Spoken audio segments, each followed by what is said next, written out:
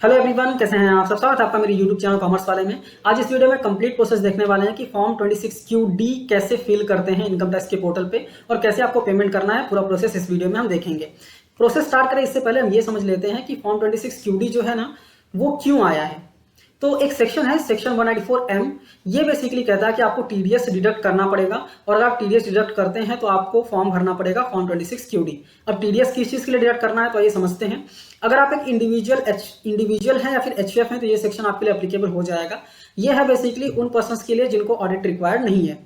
दूसरा, आप पेमेंट कर रहे हैं किसी भी रेसिडेंट को। Nature of payment basically contractual payment होना चाहिए या फिर कमीशन वाला पेमेंट होना चाहिए या फिर प्रोफेशनल फीस वाला पेमेंट होना चाहिए। टीडीएस का रेट क्या रहेगा? टीडीएस का रेट रहेगा 5%। अमाउंट की लिमिट क्या है? अमाउंट की लिमिट है 50 लाख रुपए या फिर उससे ज्यादा का पेमेंट कर रहे हैं आप तो ये सेक्शन अप्लीकेबल होगा। ठीक है। और ये जो पेमेंट है वो एज पर पैन बेसिस होता है और इसको भरने के लिए मतलब इसको पेमेंट करने के लिए आपको फॉर्म भरना पड़ता है फॉर्म 26QD। तो अब सवाल ये आता है कि वो पर्सन जिनको ऑडिट अप्लीकेबल है, ठीक है, और उनके पास टैन नंबर भी है, तो क्या वो बेसिकली ये वाले सेक्शंस में टीडीएस भर सकते हैं क्या? क्योंकि कॉन्ट्रैक्ट के लिए सी यूज करते हैं हम, कमीशन के लिए एच वाला सेक्शन यूज करते हैं हम, एंड प्रोफेशनल फीस के लिए जे वाला सेक्शन यूज करते हैं हम। तो मैं आपको बता दूं कि अगर आप कोई ऐसा पेमेंट कर रहे हैं, अगर आप ऑडिट में आते हैं और कोई आप ऐसा पेमेंट कर रहे हैं, मतलब ये फॉर एग्जाम्पल लेते हैं कॉन्ट्रैक्ट वाला पेमेंट कर रहे हैं आप, ठीक है, बट ये जो नेचर है ना, ये पर्सनल नेचर है, मतलब बिजनेस का एक्सपेंस नहीं है, ये आपका पर्सनल एक्सपेंस है। तो आपको बेसिकली 194M में ही टीडीएस पे करना पड़ेगा और फॉर्म 26QD भरना पड़ेगा। तो आई होप ये आपको क्लियर हो गया होगा। ठीक है, तो आप समझते हैं कि कैसे आपको फॉर्म फिल करना है। तो आपको क्या करना है, इनकम टैक्स के पोर्टल पे आना है। आने के बाद यहाँ पे लॉगिन पे क्लिक करके आपको लॉगिन कर लेना है बेसिकली। ठीक है, आपको पैन नंबर डालना है और कंटिन्यू करना है बेसिकली। कंटिन्यू करने के बाद आपको यहाँ पे टिक करना है, पासवर्ड डालना है, कंटिन्यू करके लॉगिन कर लेना है।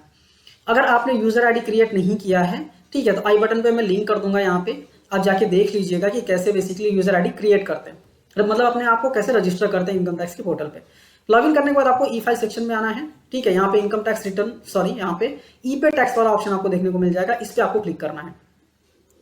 क्लिक करने के बाद यहाँ पे अगर आपने कोई ड्राफ्ट सेव किया तो वो आपको दिख जाता है, जनरेट चालान आपने किया तो वो आपको दिख जाता है, पेमेंट हिस्ट्री में आपने कुछ पेमेंट किया है तो वो हिस्ट्री में दिखता है। ठीक है, लास्ट में बताऊंगा आपको कैसे देखना है। तो आपको हिस्ट्री पे क्लिक करना है, आपको दिख जाएगा। आपको क्या करना है, न्यू पेमेंट पे क्लिक करना है। क्लिक करने के बाद यहाँ पे आपको स्क्रॉल डाउन करना है, नीचे स्क्रॉल डाउन करेंगे तो यहाँ पे बेसिकली आपको ऑप्शन दिख जाता है 26QD TDS on payment to resident contractors या फिर प्रोफेशनल्स। आपको प्रोसीड पे क्लिक कर देना है। जैसे ही क्लिक करेंगे आपके जो बेसिक डिटेल्स है ना वो सब फिल करके आएंगे, जैसे कि आप रेसिडेंट है ये फिल करके आएगा, फिर pan card number, name, address, सारी चीजें फिल करके आएंगी क्योंकि सारी चीजें ना आपके प्रोफाइल से ही लिंक रहती हैं। मोबाइल नंबर, ईमेल आईडी, सारी चीजें फिल करके आएंगी। आपको क्या करना है, कंटिन्यू पे क्लिक कर देना है।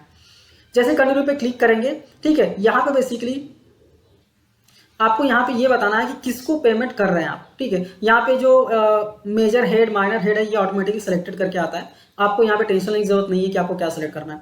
इसके बाद आपको रेसिडेंशियल स्टेटस में रेसिडेंट सेलेक्ट कर लेना है। इसके बाद आप किसको पेमेंट कर रहे हैं उसका पैन कार्ड नंबर यहाँ पे डालना है। कंफर्म पैन पे क्लिक करना है, मतलब कंफर्म पैन मतलब वापस से पैन कार्ड नंबर डालना है।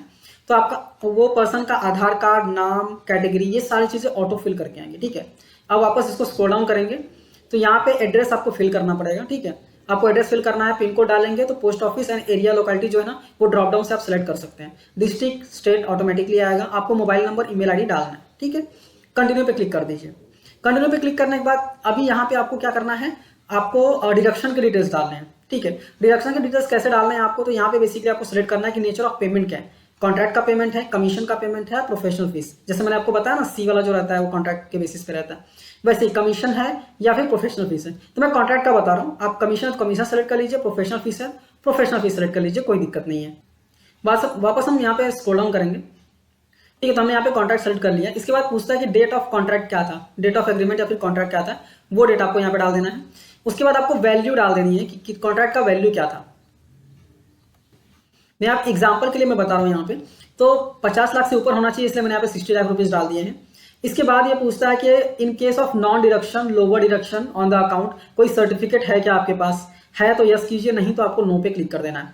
नो पे क्लिक करना है, बेसिकली सर्टिफिकेट के डिटेल्स आपको डालने पड़ेंगे। सॉरी, यस पे क्लिक करेंगे तो सर्टिफिकेट के डिटेल्स डालने पड़ेंगे, अदरवाइज आप नो पे कर दीजिए, कोई दिक्कत नहीं है। इसके बाद आता है कि 1 अप्रैल से लेके एंड, मतलब ड्यूरिंग द फाइनेंशियल ईयर आपने कितना पेमेंट किया है। तो 60,000 का कॉन्ट्रैक्ट वैल्यू था, मैंने 60,000 पेमेंट कर दिया। ठीक है, जो रेट ऑफ डिडक्शन है 5% ऑटोमेटिकली आएगा। इसके बाद आपको यहाँ पे वापस लिखता है कि अमाउंट पेड क्रेडिटेड, तो सेम अमाउंट भी यहाँ पे वापस आ जाता है 60 लाख रुपीज। वापस हम स्क्रॉल डाउन करेंगे, जैसे स्क्रॉल डाउन करेंगे यहाँ पे क्वेश्चन आता है कि डेट ऑफ पेमेंट, मतलब पेमेंट आपने कब किया था, तो यहाँ पे 31 मार्च मैंने डाल दिया है, आपको डेट प्रॉपर्ली डाल देना है।